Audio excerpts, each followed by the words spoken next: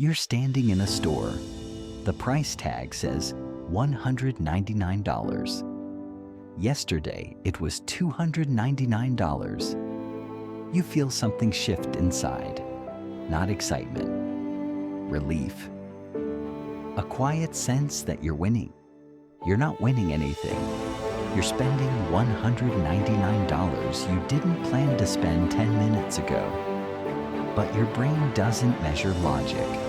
It measures feelings. This is cognitive bias in action, and it's shaping every financial decision you make. Your brain wasn't designed for modern money. It evolved for immediate decisions. Eat now or go hungry. Act fast or miss the chance. Survival rewarded speed, not accuracy. Money requires the opposite. Slow thinking, patience, planning, long-term strategy. But your brain prefers shortcuts, quick conclusions, emotional reasoning. These shortcuts helped your ancestors survive, but today, they cost you money. Small errors repeated for years become major financial damage. Anchoring hits you first.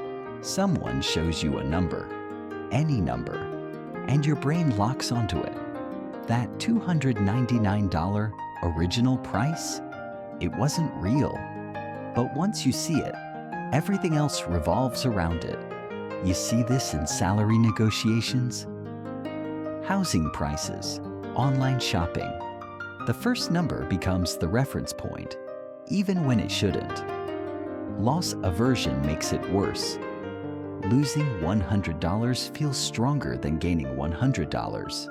So you avoid decisions that involve risk, even when the math makes sense. Your brain hates losing more than it loves winning. When you feel a financial decision pulling you away from risk, it's usually loss aversion, not logic. The pain of losing is so strong that it pushes you towards safe choices that aren't actually smart. This is why you hold losing investments too long, avoid negotiating salaries, or reject opportunities that could help you grow. If a decision feels scary, ask, is this fear real or just loss aversion doing its job?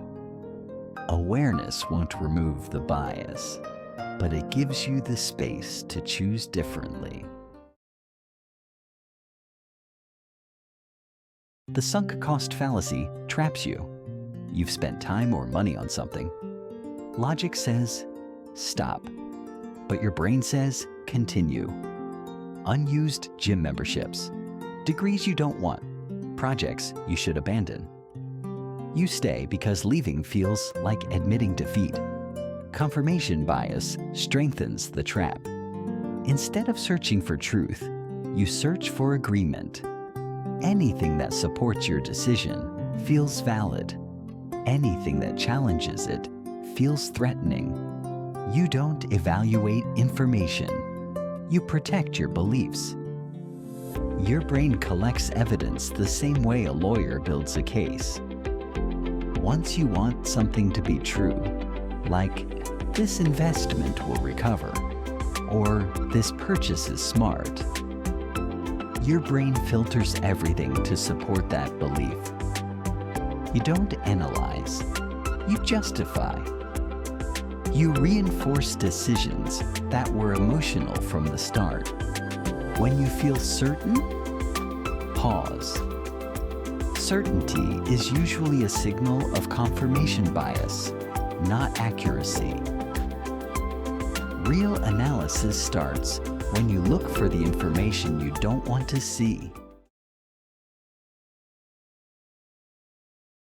Present bias prioritizes now over later. $100 today feels more valuable than $150 in 6 months. not because the math is wrong, but because the future feels distant and vague. This destroys savings plans. It undermines retirement. It pushes you toward short-term comfort over long-term security. The availability heuristic distorts your sense of probability. If a story is dramatic, recent, or memorable, your brain exaggerates how likely it is. You fear rare risks and ignore common ones. You avoid healthy investments because you remember a bad story someone told you. Your brain decides based on what's vivid, not what's true. Your brain doesn't measure likelihood. It measures impact. If something feels scary, like losing money, you treat it as probable. If something feels boring, like slow wealth building, you treat it as unlikely. This pushes you toward avoiding long-term strategies and overreacting to temporary noise. When a decision feels urgent or emotional, that's availability bias, not risk. The smartest financial moves feel boring. That's how you know they work. Cognitive biases aren't accidents. They're built into the way you think. You can't remove them. You can only design around them. Systems beat emotions. Rules beat impulses. Structure beats instinct. You don't need to be perfectly rational. You just need tools that prevent your brain from sabotaging you. Automation, pre-commitment, checklists, evidence from both sides of a decision. Slow thinking when the stakes are high. The more you rely on systems, the less your biases can control your money. Tomorrow, you'll make financial decisions, some small, some important. Your brain will apply shortcuts automatically. Anchoring, loss aversion, sunk cost, present bias. You won't eliminate them, but you can interrupt them. You can track them. You can build habits that make the smartest choice the easiest one. Financial success isn't about being perfect.